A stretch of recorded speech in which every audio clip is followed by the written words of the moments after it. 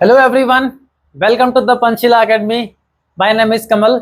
और प्यारे बच्चों, हम पहुंच गए हैं हमारे नेक्स्ट और डायनामिक लेक्चर की ओर, जहां पर हम डिस्कस करेंगे प्रिज्म पर। तो अभी तक जो प्रिज्म का इंतजार कर रहे थे, उनका एक वेट आज फिनिश होता है और हम बात करते हैं प्रिज्म पर। तो आज जो रिफ्रैक्शन हम करने वाले हैं वो पूरा रिफ्रैक्शन डिपेंड है हमारे प्रिज्म पर। इसके पहले हम रिफ्रैक्शन के अंदर प्लेन सरफेस से कर चुके हैं, जहां हमने रियल डेप्थ फाइंड किया है। उसके अलावा हम लोगों ने रिलेटिव शिफ्ट भी फाइंड किया है, एरिया ऑफ इल्यूमिनेशन फाइंड किया है। देन हमने कुछ डिस्कस लेंस पर किया है, स्फेरिकल सरफेस पे भी किया है, कॉम्बिनेशन पे भी किया है और लेंस मेकर फॉर्मूले पे भी हमने वर्क किया है। तो यहाँ तक पहुंचते पहुंचते हमने रे के जो रिफ्रैक्शन वाला पार्ट था उसको पूरी तरीके से कंप्लीट कर लिया है। अब फाइनल पार्ट जो हमारे पास है वो है लास्ट प्रिज्म। इसके बाद एक छोटा पार्ट और बचेगा हमारे पास, वो होगा माइक्रोस्कोप्स और टेलीस्कोप्स पर बेस्ड। तो आज से हम लोग शुरू कर रहे हैं प्रिज्म पर। मुश्किल से 1 या 2 या 3 लेक्चर के अंदर पूरा प्रिज्म हमारा फिनिश हो जाएगा। चलिए बच्चों, शुरुआत करते हैं प्रिज्म से। तो जैसा आप लोगों ने क्लास 10th के अंदर भी स्टडी किया होगा प्रिज्म के बारे में, तो वहां आपने देखा होगा कि प्रिज्म जो हमारा है वो 3 रेक्टेंगुलर सरफेस और 2 ट्रायंगुलर सरफेस की हेल्प से बना हुआ एक होमोजेनियस या ट्रांसपेरेंट मीडियम होता है।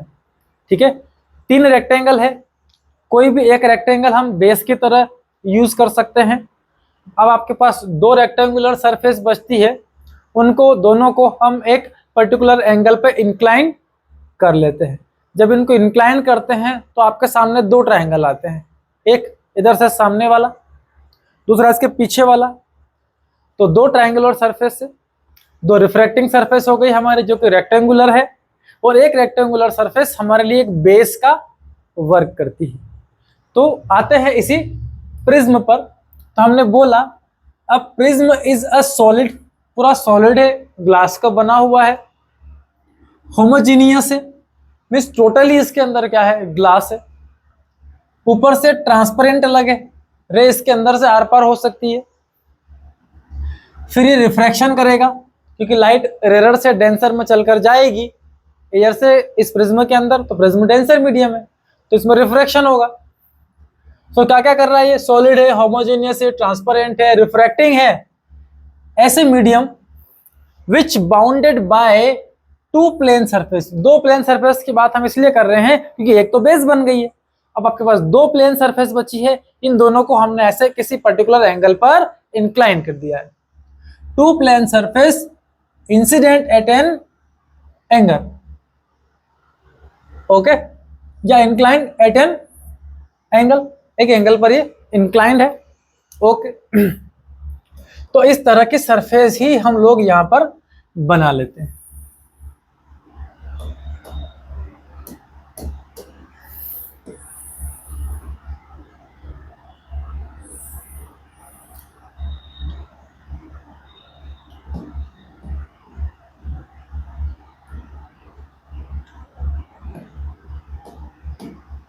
तो ये हमारे पास 2 ट्रायंगल सरफेस आ गए, इसको हमने इससे ज्वाइन करा लिया। इसको इससे नहीं ज्वाइन कराते हैं, इसको थोड़ा और दूर लेते हैं हम।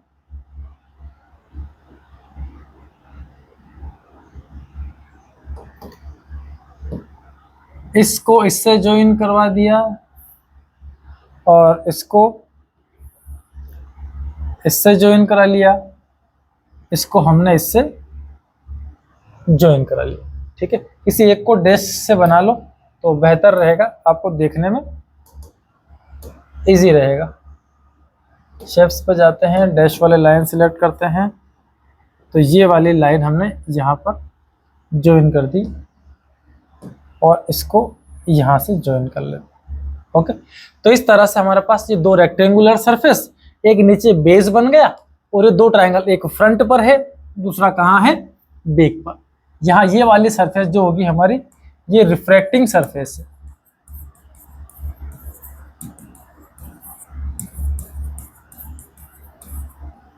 ठीक है। दो रेक्टेंगुलर सरफेस जिस एंगल पर इंक्लाइंड है, ये हमारा होगा angle of prism, angle of prism. Okay, तो इस तरह से हमारे पास ये दो ट्रायंगुलर सरफेस हो गई, दो ट्रायंगल, दो रेक्टेंगुलर सरफेस। तो इस तरह से हमारे पास ये एक प्रिज्म प्रिपेयर हो जाता है। अब जो नीचे वाला हिस्सा दिख रहा है आपको, ये वाला पूरा हिस्सा हमारे बेस की तरह वर्क करता है, मतलब कहीं तो रखना पड़ेगा ना हमको। तो एक सरफेस हमारी क्या बन गई, यहाँ पर बेस बन जाती है। ठीक है, अब इतना बड़ा हम बार बार तो हमारे एग्जाम्स में या टेस्ट वगैरह में हम लोग बना नहीं सकते हैं। हम क्या करते हैं, केवल इसके सामने वाला फ्रंट लेते हैं, जो कि रेक्टेंगल फेस आपको दिख रहा होगा, ये फेस आपको दिख रही होगी यहाँ से। ठीक है, अब आपके पास दो सरफेस है, एक ये रही, एक ये रही। तो दोनों ही सरफेस क्या है आपकी, रिफ्रैक्टिंग सरफेस है।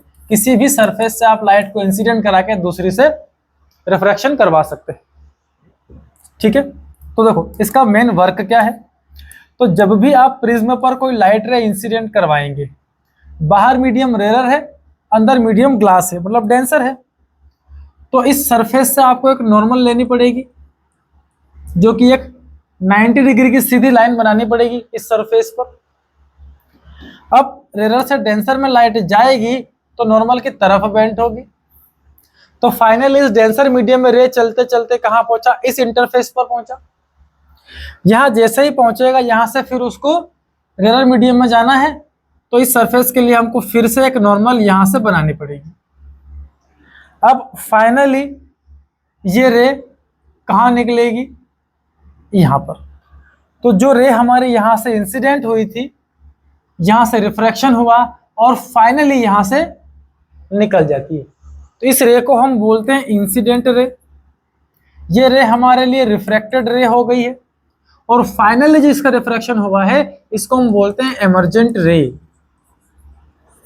एमर्जेंट रे जो फाइनली यहां से बाहर निकल जाती है। अब इंसिडेंट रे नॉर्मल के साथ जो एंगल बनाती है, उसको हम इंसिडेंस एंगल बोला करेंगे। अंदर यहाँ रिफ्रैक्शन होगा, इसको नाम R1 दिया, इसको नाम हमने यहाँ से R2 दिया, और फाइनली रे जो यहाँ से निकल कर गई, इस एंगल को नाम हमने एमर्जेंट एंगल E दिया है। ओके, अब देखिए रे आपकी यहां से चलकर आ रही थी। अगर प्रिज्म रास्ते में नहीं होता तो इस स्ट्रेट पाथ को फॉलो करती, इस स्ट्रेट पाथ को फॉलो करती। तो देखिए आप, फाइनली ये रे यहां से जा रही है, तो अपने ओरिजिनल रास्ते से कितना मुड़ी होगी, ये इतने एंगल पर मुड़कर जा रही है। इसको हम बोलते हैं हम एंगल ऑफ डेविएशन। कितना डेविएट हुई है रिफ्रैक्टेड रे या एमर्जेंट रे फ्रॉम इट्स ओरिजिनल पाथ, और यहां ये होगा हमारा एंगल ऑफ प्रिज्म। तो इस तरह से ABC आपका बन गया एक प्रिज्म।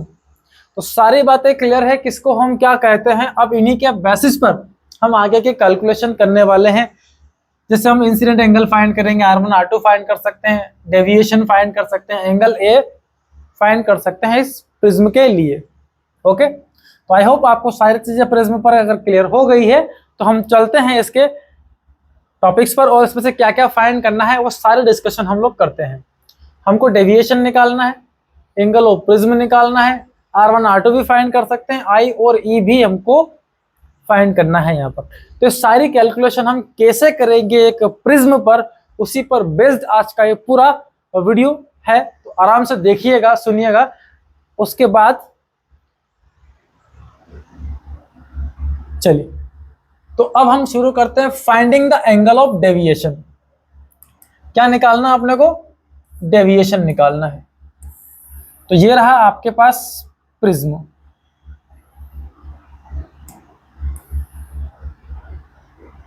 इस प्रिज्म पर हम एक रे इंसिडेंट करवाते हैं।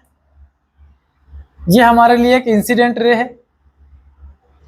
जहां इंसिडेंट होती है तो ये किधर जाएगी उसको देखने के लिए, इसके पाथ को चेक करने के लिए यहां से एक नॉर्मल ड्रॉ करनी पड़ेगी। ये हमारी नॉर्मल हो गई सरफेस पर। अब रे हमारी डेंसर से चलकर, बाहर एयर है, तो हमारे लिए ये जो एयर है रेयर मीडियम की तरह बिहेवियर करेगी, क्योंकि अंदर वाला मीडियम आपका ग्लास है, ये एंगल ऑफ प्रिज्म। तो इस रे को जब यहाँ से इंसिडेंट होती है तो नॉर्मल की तरफ बेंट होना पड़ेगा, और इस मीडियम में ऐसे चलते हुए यहाँ पहुंच जाती है। जैसे ही ये रे हमारे प्रिज्म की दूसरी सरफेस पर पहुंची, यहाँ फिर वो एयर में जाएगी, फिर से रिफ्रैक्शन होगा, तो यहाँ फिर से एक नॉर्मल बना लो। इस सरफेस की ये नॉर्मल हमने बना ली।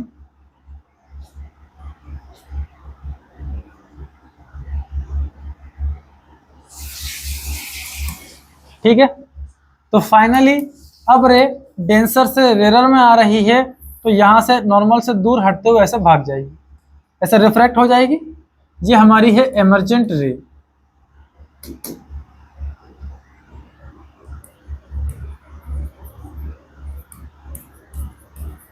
जो एंगल बनाएगी ये एमर्जेंट एंगल होगा।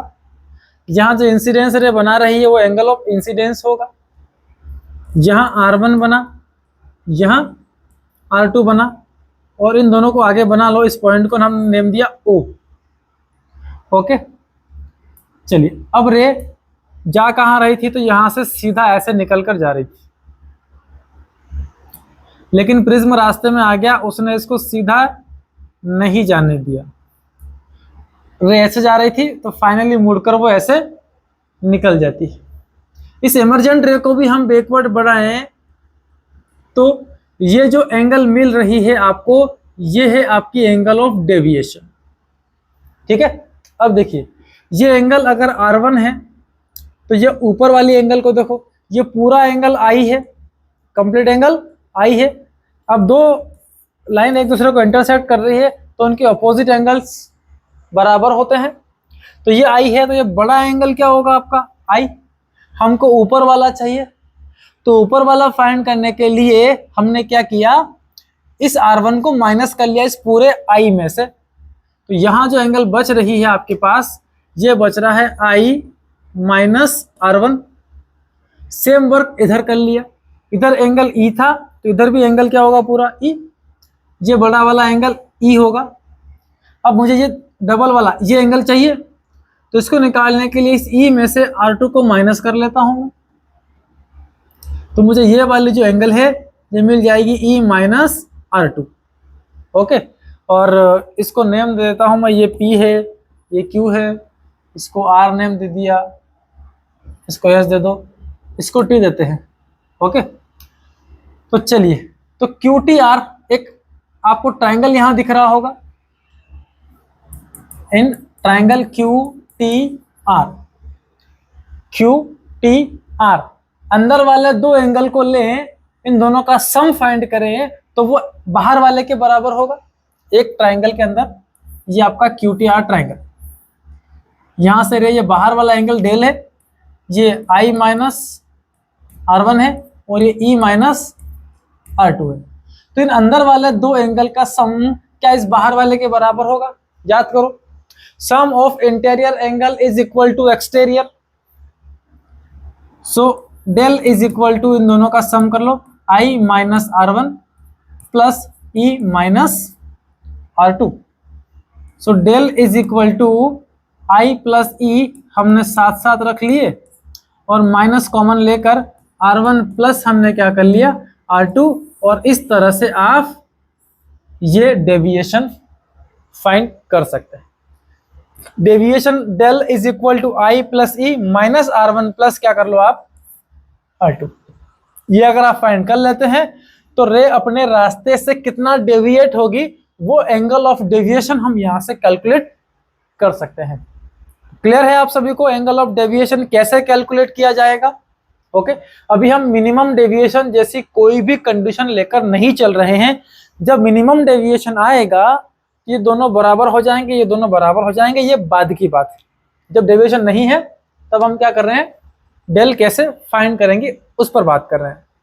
ओके, चलिए अब अगला हम फाइंड करते हैं एंगल ऑफ प्रिज्म को। तो हमारे पास जो प्रिज्म है, अब इसका एंगल ए फाइंड करना अपने को। रे यहाँ से इंसिडेंट हुई, रिफ्लेक्शन के बाद यहाँ गई और फाइनली यहाँ चली गई।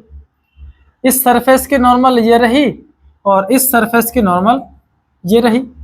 इन दोनों को यहाँ ज्वाइन करवाया तो ये O है, ये R1 हो गया, ये R2 हो गया, ये इंसिडेंस और ये एमर्जेंट। इसको आगे बढ़ाया हमने, इसको पीछे बढ़ाया, ये डेल यहाँ मिला। ओके, अब देखिए ये नॉर्मल अगर इस सरफेस पर हैं तो अपने दोनों तरफ मतलब चारों तरफ 90-90 का एंगल बनाएंगे। इधर से ये नॉर्मल, ये वाला एंगल 90 है, ये वाला एंगल 90। तो नॉर्मल ने अपने अंदर इस सरफेस के साथ हर तरफ कितना एंगल बना रखा है, 90-90 का एंगल बनाया है। तो अगर हम बात करें ये P है, ये Q है, ये R है, इधर ये S है, ये T है, तो इसको देखो AQOR, AQOR ये क्वाड्रिलेटरल बन जाएगा। इसमें देखो आप एंगल A को लो प्लस ये एंगल आपकी 90 डिग्री है Q पर बनने वाली, प्लस इधर वाली एंगल लो, ये कितनी है, ये भी 90 है, प्लस एंगल O ले लो, ये एंगल O, इन सबका सम इक्वल टू 360 डिग्री हो। A 90, 90 और O इन चारों का सम कितना होता है, 360 डिग्री। इसको फर्स्ट इक्वेशन बना लिया अपन ने। अब एक ट्रायंगल है आपके पास QOR, ट्रायंगल QOR में, इसमें देखो R1 का सम R2 से करें प्लस ये एंगल O भी ले लें हम, तो इन तीनों का जो सम है वो 180 डिग्री के इक्वल होगा। इसको इधर भेज दो R1 R2 को, तो angle O is equal to 180 minus R1 plus R2। इसको हमने ब्रैकेट में रखा, उधर भेज दिया माइनस का O, तो एंगल O इक्वल टू इतना आ गया। ये एंगल A को जो वैल्यू आई आपके पास, इसको यहां रख दो। So angle A plus 90 plus 90 plus 180 minus R1 plus R2 equal to 360 degree. 90 90 180 180 और 180 360। अब ये 360 प्लस का इक्वल के इस तरह भी 360 प्लस का सब्ट्रैक्ट हो गए, हट गए, जीरो हो गया। फिर क्या बच रहा है आपके पास, आपके पास जो बचा है वो angle A is equal to R1 plus R2 को भेज दिया इधर, तो R1 प्लस R2। इस तरह से आप एंगल A की कैलकुलेशन यहां से कर सकते हैं। R1 और R2 को अगर हम सम करेंगे तो ये दोनों का जो सम है ये हमारा एंगल A के इक्वल होगा, प्रिज्म के एंगल के इक्वल, ठीक है ना। The angle between two refracting surface of A prism, दो रिफ्रैक्टिंग सरफेस के बीच का जो एंगल होता है इसी को बोला जाता है एंगल ऑफ प्रिज्म। और हमने पिछला डेविएशन की भी बात की है। The angle between direction of incident ray, ये इंसिडेंट रे का डायरेक्शन है, उसका जो इंसिडेंट रे का डायरेक्शन है, एंड जो फाइनली आपको इमर्जेंट रे मिल रही है ये इंसिडेंट का डायरेक्शन, ये इमर्जेंट रे, इन दोनों के बीच जो एंगल बनती है दैट इज डेविएशन। ओके, तो एंगल ऑफ प्रिज्म और एंगल ऑफ डेविएशन कैसे कैलकुलेट किया जाएगा, दोनों बात अगर आपको क्लियर हो गई हो तो हम आगे बढ़ते हैं और इनके कुछ क्वेश्चंस पर आते हैं। तो आते हैं हम क्वेश्चन नंबर फर्स्ट पर, जो कहता है एंगल ऑफ प्रिज्म हमको गिवन है 60 डिग्री।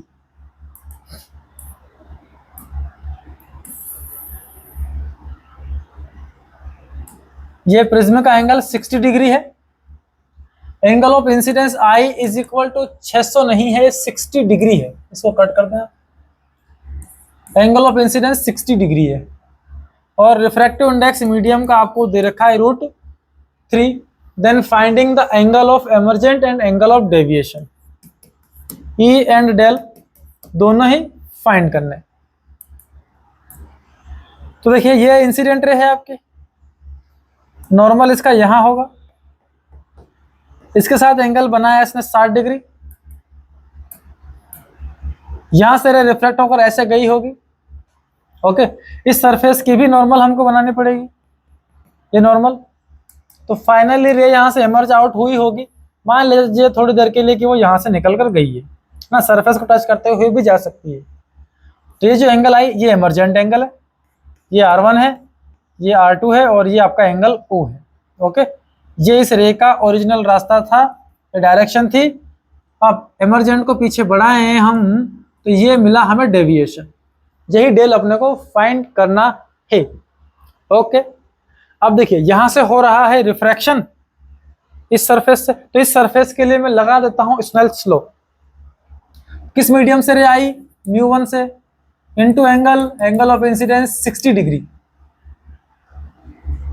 यहां से रे आई, इसका रिफ्रैक्टिव इंडेक्स एंगल कितना? 60, इक्वल टू किस मीडियम में जा रही है? तो प्रिज्म में जा रही है, so mu of prism into angle कितना? R1। ओके, चलिए R1 मिल जाएगा यहां से हम। μ1 तो 1 है और साइन 60 आपका √3/2 है और ये प्रिज्म का रिफ्रैक्टिव इंडेक्स √3 है, इनटू साइन R1 है, ये दोनों आपस में cancel. So sine R1 is equal to आपको मिल गया 1/2।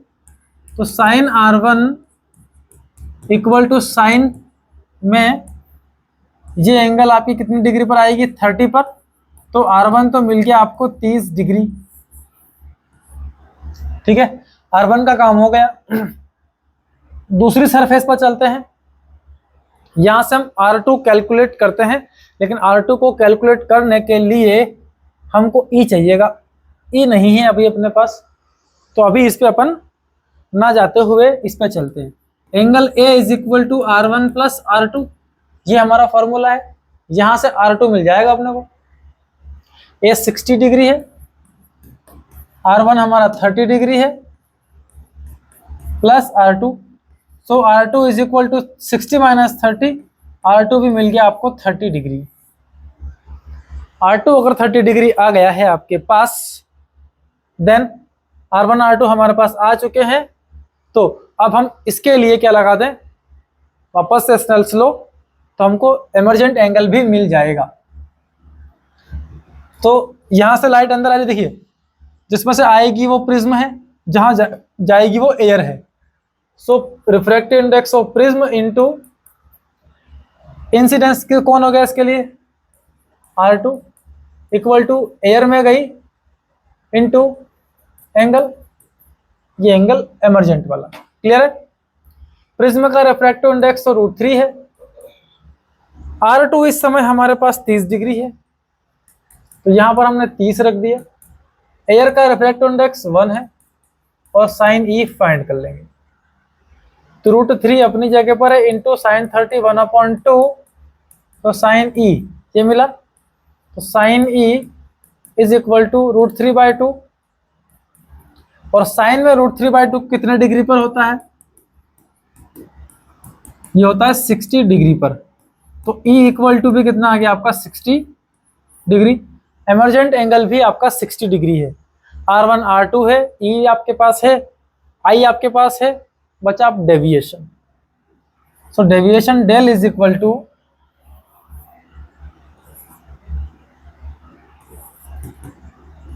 I plus E minus R1 plus R2। I आपके पास कितना है? 60 डिग्री, 60 इमरजेंट भी 60, माइनस R1 कितना है? R1 आपके पास 30, R2 भी 30 है। तो 60 60 120, 120 माइनस 60 इक्वल टू डेल जो हमें यहां मिला वो मिला 60 डिग्री। ओके, डेविएशन मिल गया, E मिल गया, हमारा काम खत्म हुआ। ओके, यही सब कुछ हमको यहां से कैलकुलेट करना था।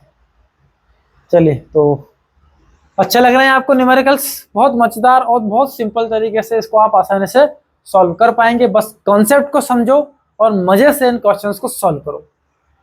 अगला आपके सामने फिर से है क्वेश्चन नंबर 2, इसको कट कर दे। अब आपके पास जो प्रिज्म का एंगल यहां गिवन है वो 75 है। ये एंगल आपको दे रखी है 75 degree. Angle of incidence 45 degree, not 450। तो रे इंसिडेंट करवाते हैं, ये रही। इस इंसिडेंट रे का नॉर्मल के साथ जो इंसिडेंस एंगल है वो है 45, ए 75, आई 45। ओके, अब रे यहां से ऐसे रिफ्रैक्ट होगी, यहां पहुंचेगी, इस सरफेस पे फिर नॉर्मल लेनी पड़ेगी हमें, और फाइनली रे यहां से इमर्जेंट होके निकल जाएगी। ओके, चलो पहले तो बनाते हैं, उसके बाद देखेंगे कोई रास्ता अगर चेंज होगा तो। ये इमर्जेंट रे, ये इंसिडेंस इमर्जेंट एंगल, ये इंसिडेंट का डायरेक्शन, और ये वाला एंगल इसका डेविएशन। तो करना क्या है आपको, refractive index mu is equal to आपको दे रखा है √2, finding emergent of angle, angle of emergent और डेल डेविएशन। दो चीजें आपको कैलकुलेट यहां से करनी है, ठीक है। चलिए लगाते हैं सरफेस पे स्नेल्स लॉ। सो एयर से रे आई इंसिडेंस एंगल की वैल्यू है 45 डिग्री, हवा से रे आई एंगल 45 डिग्री, जा रही है ग्लास में, रिफ्रैक्टिव इंडेक्स है √2, तो ये refractive index of prism into angle कौन सा, यहाँ जो रिफ्रैक्शन का एंगल है वो आपका R1 है, ये आपने मान लिया R2 है, तो ये R1 है, A 1 है, म्यू है, साइन 45 1/√2 होता है, म्यू ऑफ प्रिज्म √2 होता है, साइन R1 फाइंड करना है, तो इस √2 को भेज दो इधर। सो साइन R1 इक्वल टू 1/2, तो sine R1 is equal to sine में 1/2 30 डिग्री पर होगा, तो R1 आपका आ गया 30 डिग्री। ए अगर गिवन है तो R2 निकाल लो, angle A is equal to R1 plus R2। A आपके पास 75 है, R1 हमने निकाला 30 डिग्री प्लस R2, 30 को इससे माइनस कर लो, तो एंगल R2 जो आपको मिलेगा 45 डिग्री। 75 में से 30 गए तो 45 आपके पास बच जाते हैं। R2 आ चुका है आपके पास, देन R1 R2 आ चुके हैं, तो इनकी हेल्प से अपन क्या निकाल लें, अभी भी कुछ चीजें और कैलकुलेट करनी पड़ेगी तब जाकर डेविएशन निकाल पाओगे। तो हम इस सरफेस पे आते हैं, यहाँ फिर रिफ्रैक्शन हो रहा है, रे डेंसर मीडियम से एरर में जा रही है, so mu of prism into sign, prism से आ रही है, साइन एंगल कौन सा लेना, ये R2 वाला जाएगी इधर, फिर एंगल कौन सा लेंगे E, तो mu of prism into sine R2 is equal to mu of air into sine E।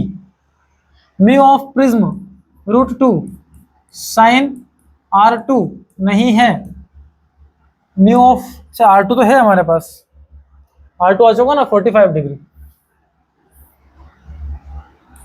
45 is equal to mu of air 1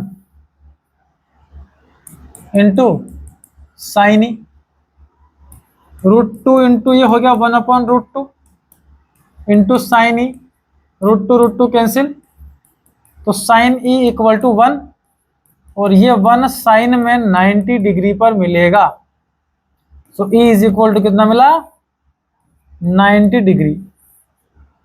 अब देखो रे ऐसा नहीं जा रही, नॉर्मल के साथ 90 डिग्री का एंगल बनाकर जा रही है, तो ये वाली जो हमने डायग्राम बनाई है ये गलत हो जाएगी। इसको कहाँ ले जाना है हमको, इस सरफेस से टच करते हुए,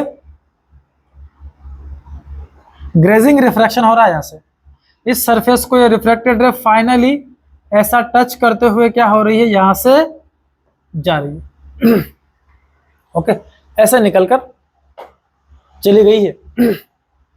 अक्सर हम I और E बराबर देखते हैं, लेकिन क्या यहाँ पर I और E बराबर है, I यहाँ पर आपका 45 है और E आपका यहाँ पर कितना है 90, तो हर बार ये दोनों सेम हो ये कोई कंपलसरी नहीं है, इनकी वैल्यू डिफरेंट भी हो सकती है, ठीक है। तो आप कभी इसमें ना रहे कि ये बराबर हो, एक कंडीशन में ये बराबर मिलते हैं और वो कंडीशन है मिनिमम डेविएशन की, कुछ केस में इधर भी आ सकता है, लेकिन हर बार सेम हो that is not compulsory.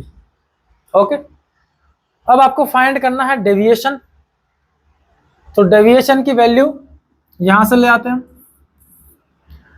Del equal to I plus E minus R1 plus R2। So del equal to I आपके पास 45, ई आपके पास 90 minus R1 30 plus R2 45। Okay, तो 45 से 45 उड़ गया, 90 में से 30 उड़ा दो। So del is equal to 60 degree. ठीक है, माइनस साइन को अंदर भेज तो ये माइनस का 45 से 45 कैंसिल, 90 में से 30 गए, 60 बचा। तो एंगल ऑफ डेविएशन आपके पास आ जाता है 60 डिग्री। ओके, क्लियर है? चलो, अगर ये क्लियर है तो चलते हैं आज के नेक्स्ट क्वेश्चन की ओर। क्वेश्चन नंबर 3, यहाँ पर 1 प्रिंट हुआ है। This is our question number 3।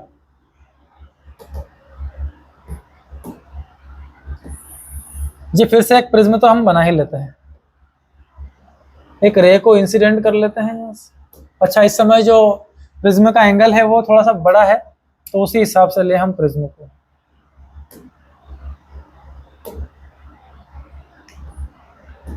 Angle of prism आपको 120 डिग्री दे रखा है।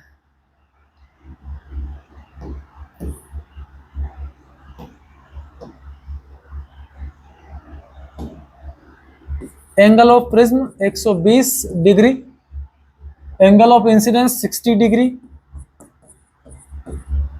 60 degree. Refractive index mu √3। Then find the angle of emergent and angle of deviation. ये दो चीजें आपको निकालनी है। तो रे इंसिडेंट करवाते हैं हम, यहां से एक रे इंसिडेंट होती है और इस सरफेस की नॉर्मल ये रहती है। ठीक है, यहां से फिर एक नॉर्मल ले लेते हैं हम लोग। एक नॉर्मल की जरूरत यहां भी पड़ेगी हमें।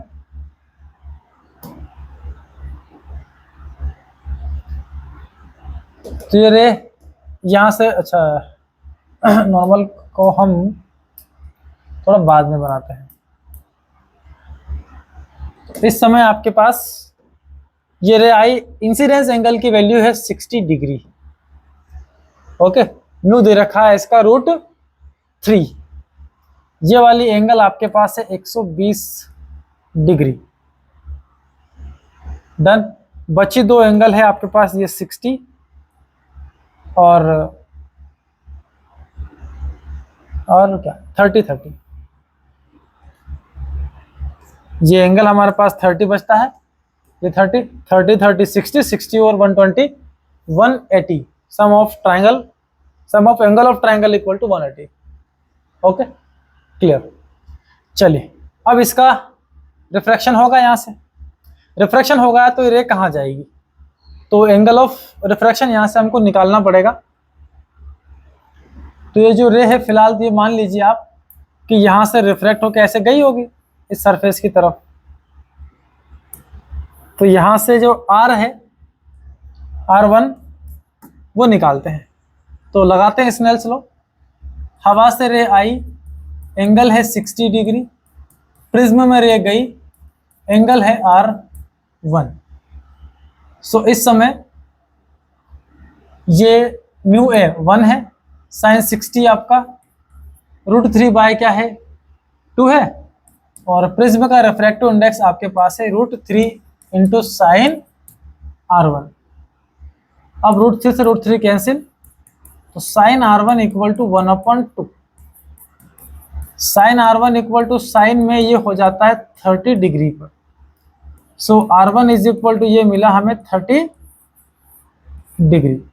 ओके, 30 डिग्री से रे हमारी चलकर ऐसे पहुंचती है यहाँ पर। ओके, अब अगर हम इस एंगल को यहाँ से 30 डिग्री बनाएं, ये एंगल अगर आपके 30 डिग्री है तो ये एंगल कितनी हो गई हमारी 60 डिग्री, क्योंकि टोटल एंगल 90 है। अब अगर ये 90 बन जाए, सोचो, तो इधर हम बात करें ये टोटल एंगल 90 है, 30 हटा दिया 60 बचा, 60 प्लस 120 अगर आप कर लें तो ये 180 यहीं पर हो जाए, इसका क्या हो, ये तो कोई वैल्यू है बचेगी ही नहीं अपने पास। तो अब ये जो रे है क्या ऐसे ट्रेवल कर पाएगी, अगर ऐसा करे तो इस एंगल की प्रॉब्लम हो जाए, यहां पर ये बन ही नहीं पाएगा यहां पर, तो इसको हम रिफ्रैक्ट कराते हैं।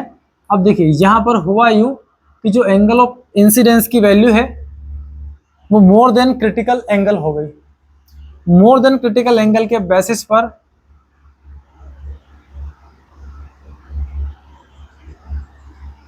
यहां आते हैं, इस रे को यहां जा नहीं सकती, इसको हटाते हैं, इस रे को हमने रिफ्रैक्ट करवाया और ये रे यहां पहुंची। अब देखिए नॉर्मल की तरफ बेंट हुई है, ये एंगल 30 डिग्री है, तो ये जो बची एंगल है ये कितनी हो गई आपकी 90 डिग्री।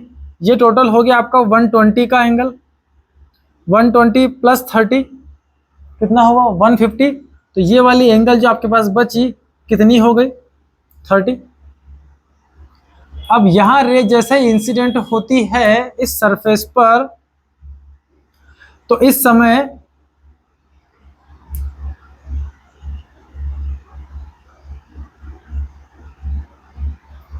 यहां रे इंसिडेंट हुई, अब इसका एंगल आपको फाइंड करना पड़ेगा। अब भाई इस सरफेस पर जब रे इंसिडेंट हुई है तो इसका एंगल ऑफ इंसिडेंस कितना, क्या 30 होगा, नहीं हो सकता। क्यों नहीं होगा, क्योंकि ये तो इसके सरफेस के साथ बना रही है। हम इंसिडेंस एंगल कौन सा लेते हैं, हम लेते हैं नॉर्मल के साथ वाला। ये एंगल कितना बचा 60, इस नॉर्मल ने सरफेस पर टोटल एंगल बनाया 90, 30 हटा दो बचा कितना 60। अब 60 डिग्री जो यहाँ पर एंगल मिला आपको, ये हमारे प्रिज्म के रिफ्रैक्टिव इंडेक्स से क्या हटा, देखो अब रे यहां से कहां जा रही है, डेंसर से रेरर में, तो टोटल इंटरनल रिफ्लेक्शन होगा। यहां नहीं हो सकता, यहां क्यों नहीं हो सकता, क्योंकि रे हमारी एयर से चलकर आई है डेंसर में, रेरर से रे डेंसर में जाती है तो सिर्फ रिफ्रैक्शन होता है, टोटल इंटरनल रिफ्लेक्शन नहीं होता है। हमने इसकी कंडीशन स्टडी की है हमारी प्रीवियस क्लासों में, जिसमें हमने देखा है कि रे अगर हमारी डेंसर मीडियम से चलकर रेरर की तरफ जाएगी उस केस में क्या होता है, टोटल इंटरनल रिफ्लेक्शन। लेकिन कब, जब इंसिडेंस की वैल्यू मोर देन क्रिटिकल हमको मिल जाए। इस सरफेस के लिए क्रिटिकल एंगल है, ग्लास और एयर है ये, तो इसके लिए क्रिटिकल एंगल अप्रोक्सीमेट 45 या 40 डिग्री के समथिंग, 42 डिग्री के समथिंग होता है। अब इंसिडेंस की वैल्यू देखो आप 60 डिग्री, अब ये 60 डिग्री मोर देन 45 है, तो इस पॉइंट पर क्या होगा, टोटल इंटरनल रिफ्लेक्शन। तो रे जितने एंगल से इंसिडेंट हुई है उतने ही एंगल से रिफ्रैक्ट होकर कहां गई, वो इस सरफेस पर यहां पहुंचेगी। ठीक है, ये एंगल 60 है तो ये भी कितना 60, तो ये कितना 30। ओके, अब इस सरफेस पर हम बनाते हैं क्या, नॉर्मल। ओके, तो इस सरफेस पे हमने नॉर्मल बनाई, इस सरफेस की नॉर्मल ये रही, ये 30 है, तो यहां पर 30 30 60, तो ये जो एंगल हमें मिली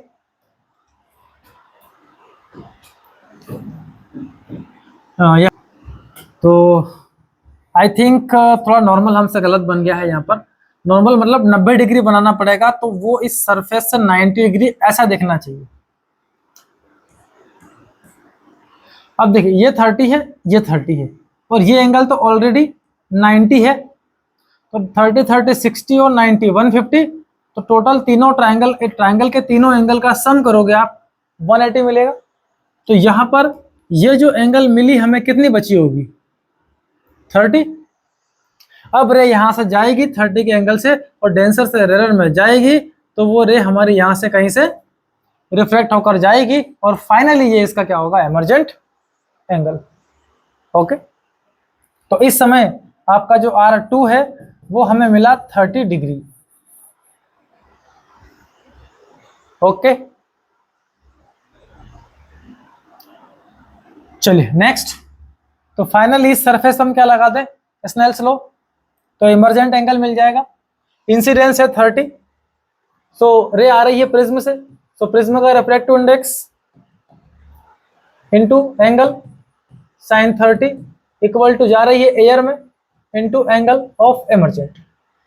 प्रिज्म का रिफ्रैक्टिव इंडेक्स है आपके पास √3 sin 30 1/2, ये 1 हो गया into sine E, so sine E is equal to ये √3 बाय क्या मिला आपको 2, तो sine E is equal to sine में 60 डिग्री, सो इमर्जेंट एंगल आपको मिल जाएगा यहां से 60 डिग्री,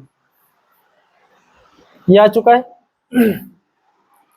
अब आपको फाइंड करना है डेविएशन, तो डेविएशन के लिए क्या करो आप, del equal to I plus E minus R1 plus R2, so del is equal to I आपके पास 60 डिग्री है, ई आपके पास 60 डिग्री है, माइनस R1 आपके पास कितना है 30, प्लस ये भी कितना है 30, 60 60 गया, del is equal to 60 degree, ये आ गया हमारे पास डेविएशन। इमर्जेंट भी आ चुका है, डेविएशन भी आ चुका है, हमारी बात हो चुकी, डन। चलिए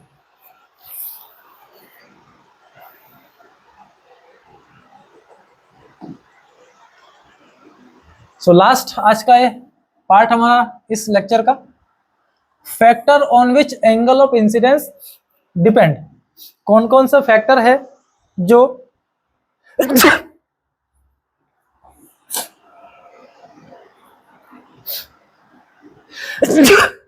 सॉरी, कौन कौन से फैक्टर्स हैं जो हमारे एंगल ऑफ डेविएशन को, factor on which angle of incidence depend. तो नंबर 1, एंगल ऑफ इंसिडेंस नहीं, ये बाय मिस्टेक हुआ है,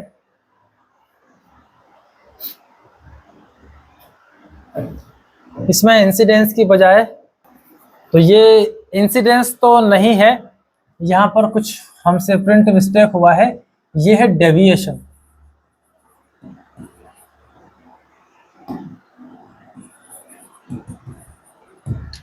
एंगल ऑफ डेविएशन कौन कौन से फैक्टर पर डिपेंड करता है, वो कुछ फैक्टर हमने यहां पर नोट किए हैं।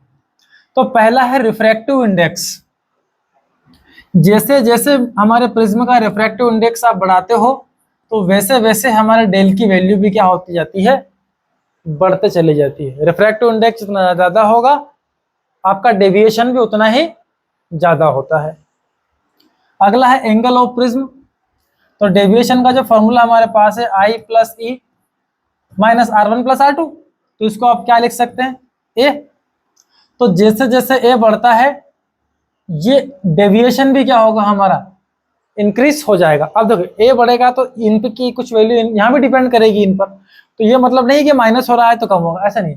एंगल ए बढ़ते जाएगा तो वैसे ही हमारा डेविएशन भी यहाँ क्या होगा, बढ़ते जाएगा। तीसरा जो फैक्टर हमारे पास है वो है वेवलेंथ। अब आपने एक पैटर्न पढ़ा होगा, जब प्रिज्म पर व्हाइट लाइट इंसिडेंट करते हैं तो एक पैटर्न आपको मिलता है विबग्योर, वॉयलेट, ब्लू, इंडिगो, इस तरह से ये पूरा पैटर्न चलता है वॉयलेट से रेड की तरफ।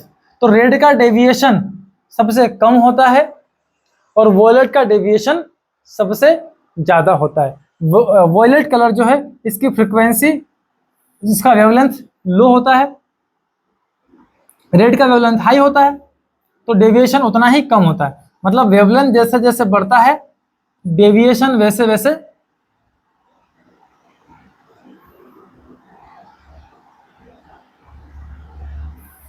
हाँ, थोड़ा सा यहाँ पर देखें आप, वेवलेंथ हमारा वॉयलेट के लिए कम है, रेड के लिए हाई है, तो जिसका वेवलेंथ ज़्यादा होगा उसका डेविएशन कम होता है, ओके। और जिसका वेवलेंथ हाई होता है, लो होता है, उसका डेविएशन ज़्यादा होता है। इधर रेड से जैसे जैसे आप नीचे आओगे, वेवलेंथ डिक्रीज होते जाएगा। इसका वेवलेंथ बहुत कम है, तो इसके लिए डेविएशन उतना ही ज्यादा होता है वॉयलेट कलर के लिए। अगला है एंगल ऑफ इंसिडेंस पर, आई के ऊपर भी क्या करती है, हमारे डेविएशन की वैल्यू डिपेंड करती है। जितने ज्यादा एंगल से आप बेंड करवाओगे रे को, डेविएशन भी आपका उतना ही ज्यादा हमको यहां से मिलेगा। ओके, चलिए, तो ये कुछ फैक्टर्स थे हमारे जिन पर हमारा एंगल ऑफ डेविएशन डिपेंड करता है, और इन्हीं के साथ आज का लेक्चर हम करते हैं एंड। तो प्रिज्म का जितना भी पार्ट था शुरुआती, वो हमने कंप्लीट कर लिया है। नेक्स्ट लेक्चर के अंदर हम बोर्ड के पर्पस पर एक लेक्चर प्रिपेयर करेंगे, लेकिन उससे पहले हम बात करेंगे मिनिमम डेविएशन की। तो मिनिमम डेविएशन की सारी कंडीशंस पर हम नेक्स्ट वीडियो के अंदर डिस्कस करेंगे। कब डेविएशन मिनिमम मिलता है, उस केस में क्या क्या कंडीशंस हम प्रिज्म पर अप्लाई करते हैं, सारी डिस्कशन हम करेंगे नेक्स्ट लेक्चर के अंदर। आज का लेक्चर इतना ही, मिलते हैं आपसे नेक्स्ट लेक्चर में।